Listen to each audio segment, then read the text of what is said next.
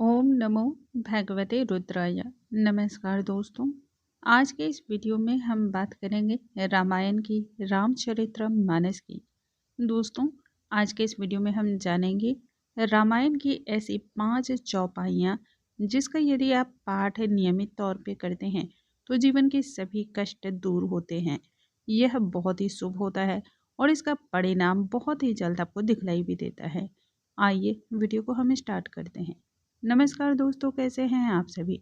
उम्मीद करती हूँ आप सभी स्वस्थ होंगे, सुरक्षित होंगे और आप सभी को उत्तम भविष्य की कामना करते हुए आज का ये वीडियो स्टार्ट करती हूँ। दोस्तों, वैसे तो रामायण प्रत्येक व्यक्ति को प्रत्येक दिन पढ़ना चाहिए। इसके बारे में जितनी भी महत्ता बतलाई जाए, जितनी भी गुण गाए जाएं, वह सभी बहुत कम है। पौराणिक काल से ही सनातन धर्मों में अनेक प्रकार के कार्यों की सिद्धि होती रही है। यदि हम नियमित तौर पे चौपाइयों का पाठ करते हैं या फिर हम मंत्रों का जाप करते हैं।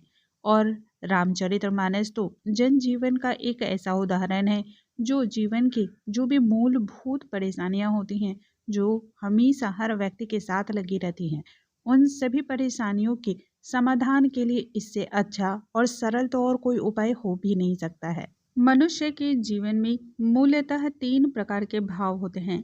पहला खुशी, दूसरा दुख और तीसरा भय यानी कि डर। दोस्तों, यदि व्यक्ति इन चीज़ों से आगे निकलना चाहता है तब आपको खासकर रामचरितमानस ग्रंथ को पढ़ने की सलाह तो हर कोई देता है और इसके बारे में बहुत सारी महत्ता हम सभी भी जानते हैं।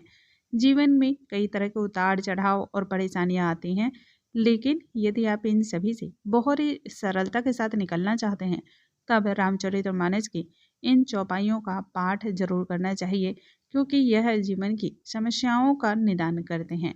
आइए जानते हैं उन चौपाइयों के बारे में और उनके भावार्थ यानी कि उनके अर्थ क्या हैं वह भी जानेंगे।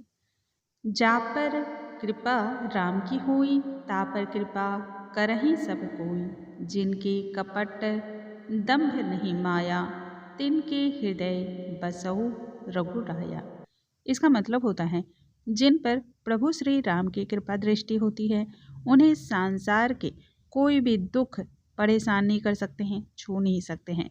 जिन लोगों पर परमात्मा की असीम कृपा हो जाती है उस पर तो सभी को अपनी कृपा दृष्टि बरसानी होती है। जिसके अंदर कपट, झूठ और माया नहीं होती है, उनके हृदय में प्रभु श्री राम ही विराजते हैं। साथ ही उनके ऊपर प्रभु की कृपा सदैव होती है। जे सकाम नर सुनहि जे गावहि, सुख संपत्ति नाना विधि पावहि।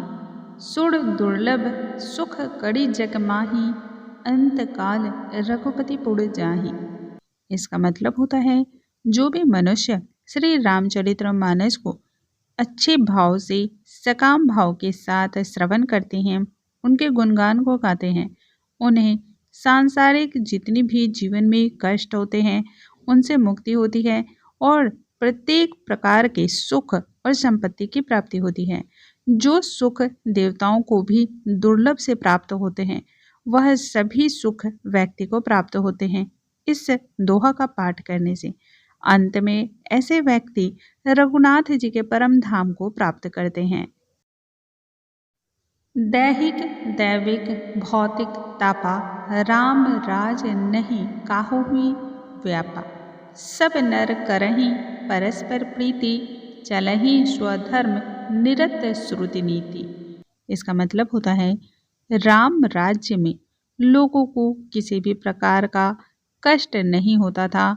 वे सांसारिक, मानसिक और भौतिक रूप से अपने आप में समृद्ध होते थे, स्वस्थ होते थे, एक दूसरे के प्रति पूर्ण श्रद्धा भाव रखते थे, प्रेम रखते थे और सहृदय से एक दूसरे का ख्याल रखते थे।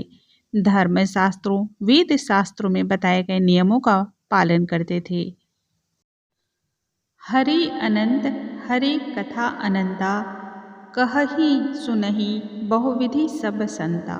रामचंद्र के चरित सुहाए, कल्प कोटि लगी जाहि न गाए। इसका मतलब होता है, हरि का स्वरूप अनंत है, उनका पार तो कोई भी नहीं पा सकता है। उनकी कथा भी अनंत है, इसे भी हर कोई नहीं समझ सकता है।